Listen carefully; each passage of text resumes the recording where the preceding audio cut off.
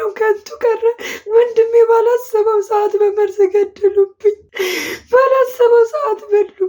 ወንድም ጓደኛው በር እየቆለፈበት ነበር ሲወጣ የነበረው 3 ቀን ሙሉ ለነዳያን አብልቼ እመጣለሁ ብሎ እዛው ቅድስት ሥላሴ ቤተክርስቲያን ለነዳያን አብልቶ መጥቶ በተኛበት መርዝ ጋቱት። ወንድሜ መግደል ብቻ አይደለም አስከሬኑን 3 ቀን ዶርም ውስጥ ቆልፈውበት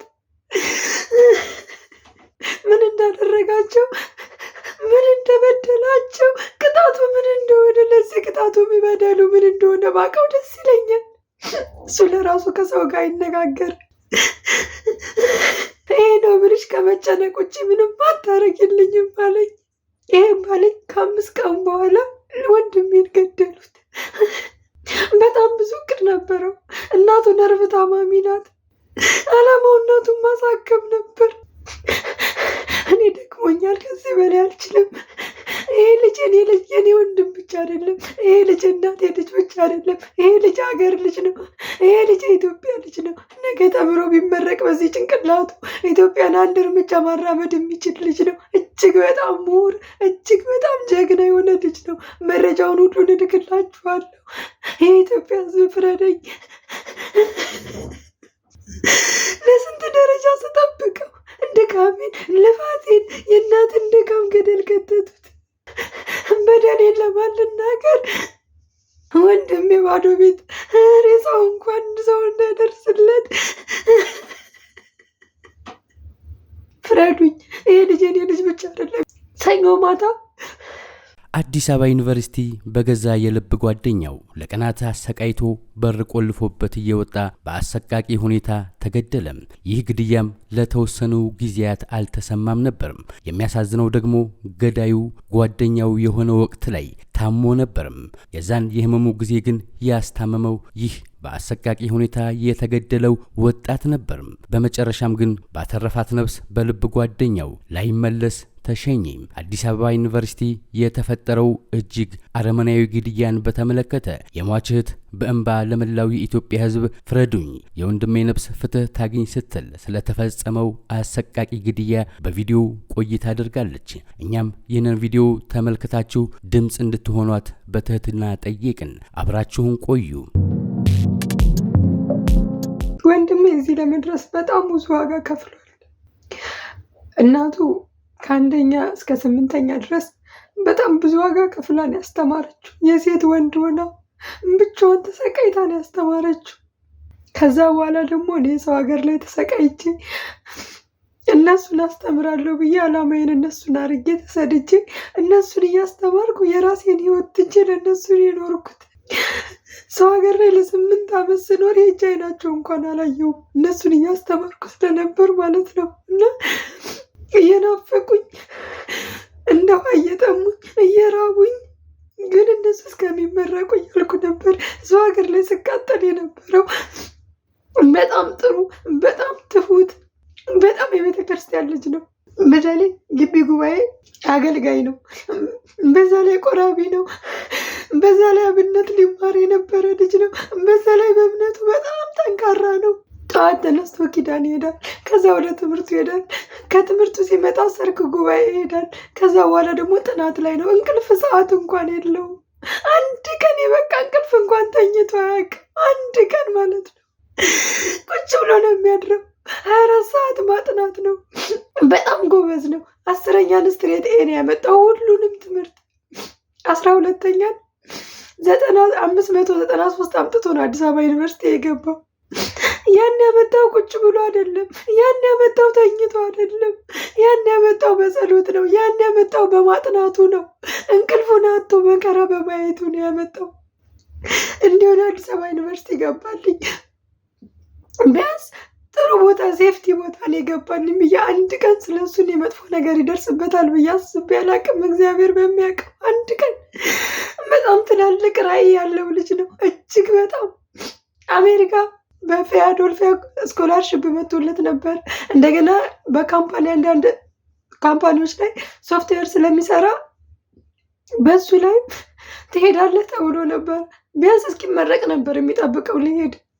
የትኬት ራሱ ግማሽ 50 እና ታጋይተን የትኬት ትችኛለሽ ቪዛ እነሱ ይልኩልኛል ሲለኝ እሺ ብየው ነበር። በጣም ብዙ እቅድ ነበረው። እናቱ ነርቭ ታማሚ ናት። አላማው እናቱን ማሳከም ነበር። ነገር ግን ሁሉም ከንቱ ቀረ። ወንድሜ ባላሰበው ሰዓት በመርዝ ገደሉብኝ። ባላሰበው ሰዓት በሉብኝ። ወንድም ህዳር 16 ነበረ ወንድሜን የበሉት። ምን እንዳደረጋቸው፣ ምን እንደበደላቸው፣ ቅጣቱ ምን እንደሆነ፣ ለዚህ ቅጣቱ የሚበደሉ ምን እንደሆነ ባውቀው ደስ ይለኛል። እሱ ለራሱ ከሰው ጋር አይነጋገር።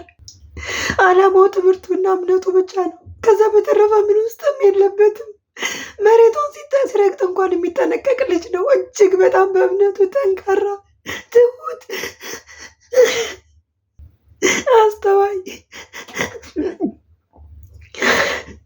በቃ ምን ልበላችሁ፣ የሚያውቀው ያውቀዋል ስለሱ። ህዳር ውስጥ እህቴ ሰሞኑን ያልተለመዱ እንግዳ ነገሮች እያስተናገድኩ ነው አለኝ። ምን ሆነ ነው ስለው አልነገረኝም፣ ደበቀኝ። ምን እንደሆነ አላውቅም። እያስፈራሩት ይሁን አላውቅም። ሊነግረኝ ፈቃደኛ አልነበረም። በጣም ስጨቀጭቀው እፍ በእናትሽ ተይኝ፣ ምንም አልፈልግም።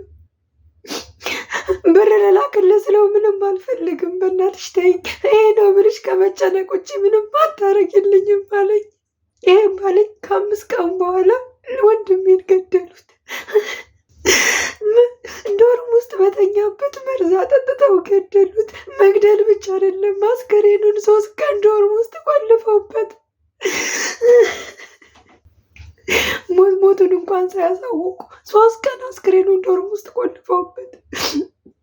አብሮት የሚኖረው ዶርም ውስጥ አንድ ልጅ ነው አምና ታሞ ያስታመመው።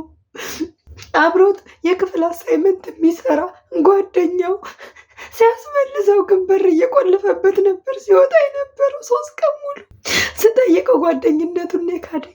ጓደኛ አይደለም በቃ እንግባባለን አይደለም ብሎ ካደኝ። መጥቼ ስጠይቀው በኋላ ሳጣራ በጣም ጓደኛሞች እንደሆኑ፣ በጣም ይግባቡ እንደነበረ፣ አምና እሱ ታሞ ወንድሜ እንዳስታመመው ምግብ እየገዛ ሲያበላው እንደነበር ጭምር ሰማሁ።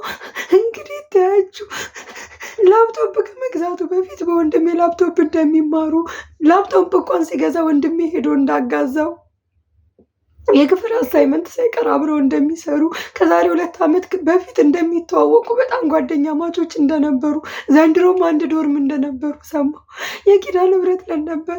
እሑድ ቆርቦ ህዳር 15 እሑድ ቆርቦ ሰኞ 16 ህዳር 16 አስቀድሶ መጥቶ ማታ ዝክሯን ዝክሩን እንደጨረሰ ለነዳያን አብልቼ እመጣለሁ ብሎ እዛው ቅድስት ሥላሴ ቤተክርስቲያን ለነዳያን አብልቶ መጥቶ በተኛበት መርዝ ጋቱት። ወንድሜ ለስንት ደረጃ ስጠብቀው ድካሜን፣ ልፋቴን፣ የእናትን ድካም ገደል ከተቱት። እኔ ደክሞኛል፣ ከዚህ በላይ አልችልም። ይሄ ልጅ የኔ ወንድም ብቻ አይደለም። ይሄ ልጅ እናቴ ልጅ ብቻ አይደለም። ይሄ ልጅ ሀገር ልጅ ነው። ይሄ ልጅ የኢትዮጵያ ልጅ ነው። ነገ ተምሮ ቢመረቅ በዚህ ጭንቅላቱ ኢትዮጵያን አንድ እርምጃ ማራመድ የሚችል ልጅ ነው። እጅግ በጣም ምሁር፣ እጅግ በጣም ጀግና የሆነ ልጅ ነው። መረጃውን ሁሉን እልክላችኋለሁ። የኢትዮጵያ ሕዝብ ፍረደኝ። ፍትህ አገኛለሁ ብዬ 5 ወር ሙሉ ደከምኩ፣ ግን ምንም አይነት ፍትህ የለም። ጭራሽ የተያዘው ልጅ ሊለቀቅ ነው። አቃቤ ሕግ አልከስም ይላል።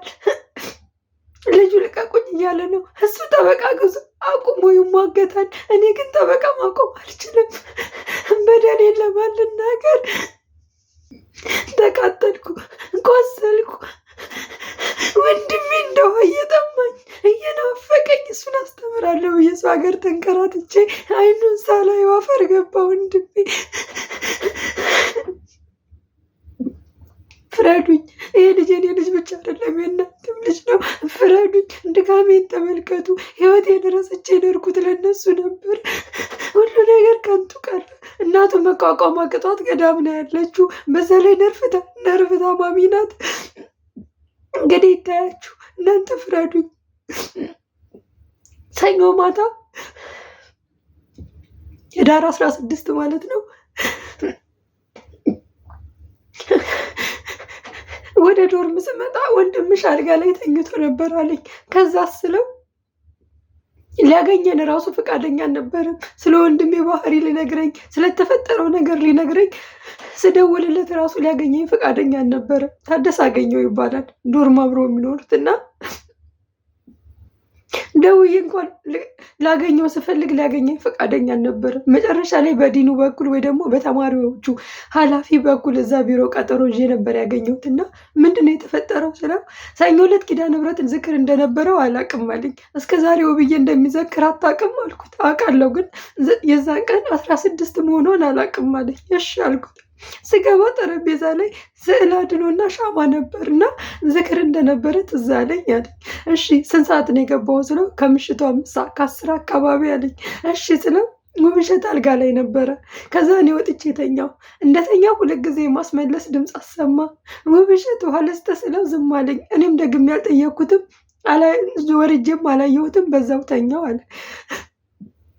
ሌሊት 10 ሰዓት አካባቢ እኔን አሞኛል። ከእንቅልፌ ስነሳ ያጦለውለኛል፣ ላብላብ ይለኛል። ወርጄ ሽንት ቤት ሄጄ ተጣጥቤ ሀብታሙ የሚባለው ጓደኛዬ ጋ ደውዬ እሱ መጥቶ አንሶላ አወጣልኝና ዶርሙን ቆልፌ ሀብታሙ ዶርም ሄድኩ አለኝ። ወንድሜ ላይ በር ቆልፎበት ማለት ነው። እንዴት አላየኸውም እያስመለሰው እንዴት ወደ አስቻለክ? እሱ እኮ እንደዚህ አሞት አያውቅም፣ የመጀመሪያው ነው። እንዴት ነው ሳታየው ዶርም የቆለፍክበት ስለው እኔ እንደዚህ የሚሆን አልመሰለኝም ነበር ነው ያለኝ። እሺ ሰኞ ዕለትስ አልኩት። ሰኞ ዕለት ማክሰኞ ዕለት ጠዋት ኢንተርኔሽን በወረቀት ማውጣት ነበረብኝና ገብቼ ድጋሜ ከገባው ሽታ ስላለው ከፍተኛ ሽታ ዶርሙ ስለሚያመኝ ሀብታሙ ገብቶ ኢንተርኔሽን በወረቀትና ጫማ ወጣልኝ። ከዛ ዶርሙን ቆልፈን ሄድን አለኝ። አሁንም ጠዋትም አላያችሁትም ስለው አላየሁትም አለ። እንግዲህ ታያችሁ። ከዛ እሺ ከዛ ስለው ከዛ ማክሰኞ ሙሉ ቀን ወደ ዶርም አልመጣሁም አለኝ። ማክሰኞ ሙሉ ቀን ውለው ማታ የወንድሜ ጓደኞች ስልኩ አልሰራ ሲላቸው ዶርም መጥተው ሲያንኳኩ የሚከፍትላቸው ሲያጡ እሱ ጋር ደጋግመው ደወሉ፣ ግን ስልክ አያነሳም ነበር። መጨረሻ ላይ ማታ ላይ ላይብረሪ ነኝ በቴክስት አውሩኝ አላቸው። ከዛ በቴክስቱ ብቻ ስልክ አያነሳም በሰላም ነው ሲሉት እኔ እንጃ አሞታል መሰል ሂድ ጠይቀው አለው። ከዛ ዶርም ነው ሲለው ዶርም አላየሁትም፣ አሁን የት እንዳለ አላውቅም አለ። ወንድሜ ባዶ ቤት ሬሳው እንኳን ሰው እንዳይደርስለት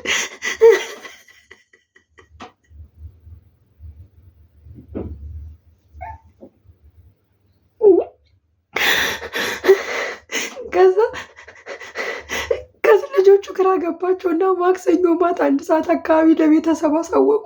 እናንተ ጋር መጥተዋለሁ ውብሸት ብሎ ሲላቸው ቤተሰብ አልመጣም አሉ። ምናልባት ጓደኞቹ ጋር ሄደ ይሆናል እያሉ ማክሰኞ አደሩ። ሮብ ጠዋት በሌሊት መጥቶ በሃይላንድ ውሃ ገዝቼ ያስቀመጥኩት ስለነበረ ያን ሃይላንድ ውሃ ላወጣ ስመጣ ስልኩን ጠረጴዛ ላይ አየሁት። ከዛ መስኮቱን ከፍቼ ዞር ስል አልጋ ላይ በህይወት የለም፣ አልጋ ላይ ተኝቷል አለ። ምንድን ነበር ያደረግከው ያኔ ስለው አስክሬኑ ላይ ዶርም ቆልፎ ሄዶ ጓደኛውን የጠራው። ይታያችሁ ምን አይነት መረጋጋት ምን አይነት መቻል ቢኖረው ነው ሰው ሞቶ እያየ አስክሬን ላይ ድጋሜ በር ቆልፎ ሄዶ ሰው የሚጠራው? እንግዲህ ይታያችሁ። በዛ ላይ ሀብታሙ የሚባለው ጓደኛው የሚያወራው ሌላ ነው፣ ለሌላ ጓደኛው የሚያወራው ሌላ ነው። በጣም ይቀለማምዳል። የአስክሬን ምርመራው በጣም በሚሸት በሚከረፋ መርዝ ተመርዞ እንደሞተ እየተናገረ ይሄ ሁላ ፍንጭ እያለ ነገር ግን እኔ ፍትህ ማግኘት አልቻልኩም። ወንድሜ ደግሞ ተቀብሮ ሊቀር ነው። ይህን የመሰለ ልጅ መሞቱ ሳያንስ ሁለተኛ ሊገሉኝ ነው። ደሙን ቀብረው እባካችሁ ፍትህ ጠይቁልኝ። የዚህ ልጅ ደም ይውጣ። ይሄ ልጅ ምንም የሚያውቀው ነገር የለም። ያለ ጥፋቱ ባመነ ባበላ ባጠጣን የተከዳው እና እባካችሁ የኢትዮጵያ ሕዝብ ፍረዱኝ፣ እባካችሁ ፍረዱኝ። ህመሜን ታመማችሁ ፍረዱኝ፣ ድምፅ ሁኑልኝ። መንግስት ሰምቶ ፍትህ ይስጠኝ እባካችሁ። እኔ መቋቋም አቃተኝ። እንዴት ልመን ወንድሜን?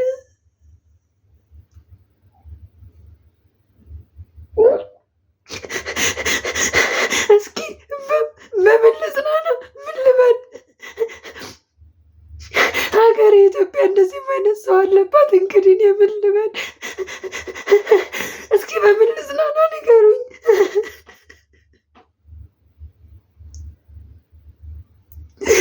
ወንድሜ ጀግና ነው። ወንድሜ በጣም ጎበዝ ነው። ወንድሜ አስተዋይ ነው።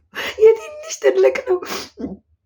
እሱ 24 ዓመቱ ነው። አስተሳሰቡ ግን በጣም ትልቅ ነው። በጣም ትልልቅ ራዕይ ያለው ልጅ ነበረ። ወንድሜን በሉብኝ። ወንድሜን በሉብኝ። ፍረዱኝ፣ ፍረዱኝ። እኔ ጠበቃ እንኳን እንደ ልቤ መከራከር አልችልም። ፍረዱኝ። እንግዲህ ይህን የሆንኩት ፍረዱኝ። ባጭሩ ሄደው እንደልቶት እንኳን እንደ ሰው አልተማረም። ተሰቃይቶ መከራውን አይቶ እንቅልፉን አጥቶ ነው የተማረው። አንድ ቀን እፎይ ሳይል ምን በበደለ ምን አጥፍቶ ምን በድሎ ነው ይሄ የተገባው? ወንድሜ ለዚህ ቅጣቱ ምን ይሆን ጥፋቱ? ምን ይሆን ጥፋቱ? ይሄ ነው ጥፋቱ ባላቸው ይነስባለኝ። ሲታመሙ ባስታመመ አምኗቸው በተጠጋ ባገዛቸው በረዳቸው ከእጁ ባበላ ባጠጣ ይሄ ነው ቅጣቱ። እንግዲህ ፍረዱኝ። ለወንድሜ ፍትህ እፈልጋለሁ። የወንድሜ ደም የአቤል ደም ነው። የወንድሜ ደም ንጹህ ደም ነው። ፍትህ ይፈልጋል። ነፍሱን አሳርፉልኝ። ቢያንስ ፍትህ ሰጣችሁ ነፍሱን አሳርፉልኝ። ውድ የእውነት ቲዩብ ሚዲያ ቤተሰቦች ለዛሬ ያዘጋጅንላችሁ መሰናዶዎች ይህንን ይመስል ነበር። በሌላ መሰናዶ እስከምንገናኝ ቸር ያቆየን። ሰላም ለሀገራችን፣ ሰላም ለሕዝባችን ተመኘን። መልካም ጊዜ